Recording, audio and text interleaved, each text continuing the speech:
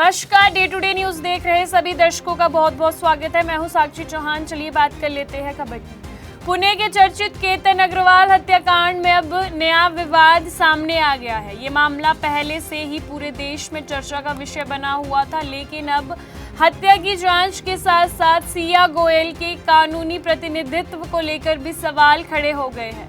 दरअसल हत्या के आरोप में जेल में बंद सिया गोयल का पक्ष रखने का दावा करने वाले एडवोकेट आशीष श्रीवास्तव ने सिया के भाई साहिल गोयल को 10 करोड़ रुपए का मानहानि नोटिस भेजा है। वकील का आरोप है कि साहिल गोयल ने मीडिया में ऐसे बयान दिए जिससे उनकी छवि को नुकसान पहुंचा है।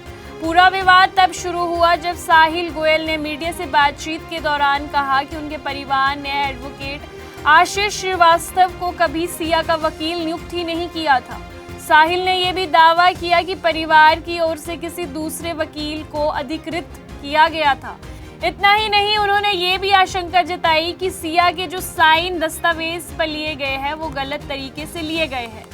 साहिल के इन आरोपों के बाद वह एडवोकेट आशीष श्रीवास्तव ने कानूनी नोटिस जारी कर जवाब दिया। उन्होंने कहा कि सिया गोयल एक वयस्क है और उन्होंने अपनी इच्छा से उन्हें अपना वकील नियुक्त किया है। वकील का दावा है कि उनके पास सिया द्वारा हस्ताक्षरित वैध डॉक्यूमेंट्स जो है वो मौजूद है और ये दस्तावेज माननीय अदालत के रिकॉर्ड में भी जमा है। आशीष श्रीवास्तव का कहना है कि उनका सिया का वकील होना एक पूरी तरह से कानूनी प्रक्रिया के तहत हुआ है। उन्होंने कहा कि जरूरत पड़ने पर वे सभी दस्तावेज माननीय अदालत के सामने पेश कर सकते हैं। उनके अनुसार किसी भी व्यक्ति को अपने जवाब के लिए वकील चुनने का भी अधिकार होता है और सिया ने भी उसी अधिकार का इस्तेमाल किया है। मानहानि नोटिस में कहा गया है कि साहिल गोयल ने बिना किसी सबूत में मीडिया में बयान दिया जिससे लोगों के बीच गलत संदेश किया। वकील का आरोप है कि इन बयानों के कारण उन्हें सोशल मीडिया पर ट्रोलिंग, आलोचना और कई तरह की परेशानियों का सामना करना पड़ा।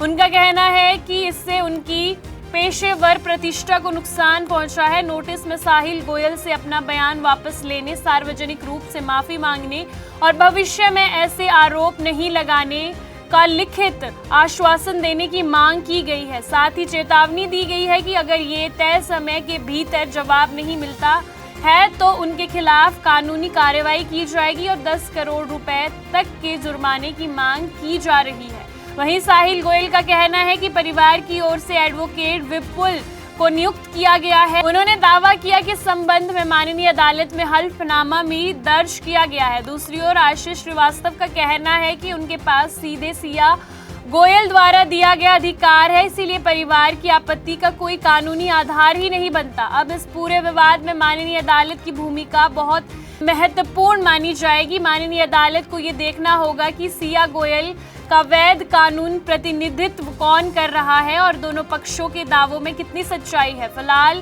केतन अग्रवाल हत्याकांड में ये नया विवाद मामले को और ज्यादा रोचक और उलझा देने वाला बना रहा है। अब सबकी नजर माननीय अदालत की अगली सुनवाई पर टिकी है, जहां इस कानूनी टकराव से जुड़े कई सवालों के जवाब मिल सकते हैं। यहाँ कंस्ट्रक्शन में हम क्वालिटी से नहीं खेलते हैं। यहाँ पे कंस्ट्रक्शन फील्ड से नहीं प्रिसीजन से हो रही है। तो genesis Heights project RERA approved है, SBI अप्रूव्ड है, कंस्ट्रक्शन फुल स्विंग पे है। दैट मीन्स आपकी इन्वेस्टमेंट 100% सेफ है। तो चंडीगढ़ यहाँ से मात्र 4 मिनट, एयरपोर्ट 10 मिनट की दूरी पे, Decathlon, DMart, KFC, McD, everything within 2 minutes.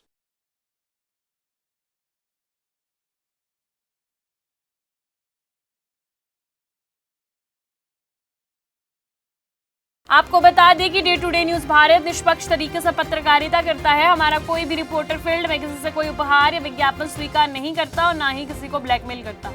हम हमेशा दबे कुचले लोगों की आवाज बनते आए हैं और आगे भी बनेंगे। साथ ही हम लोकतंत्र के चौथे स्तंभ को मजबूत करने की कोशिश करेंगे। अभी के लिए फिलहाल इतना ही। देश दुनिया की तमाम खबरें जानने के लिए जुड़े रहिए day to day news Bharat के साथ। तब तक के लिए हमारे चैनल को लाइक, शेयर और सब्सक्राइब करना ना भूलें। नमस्कार।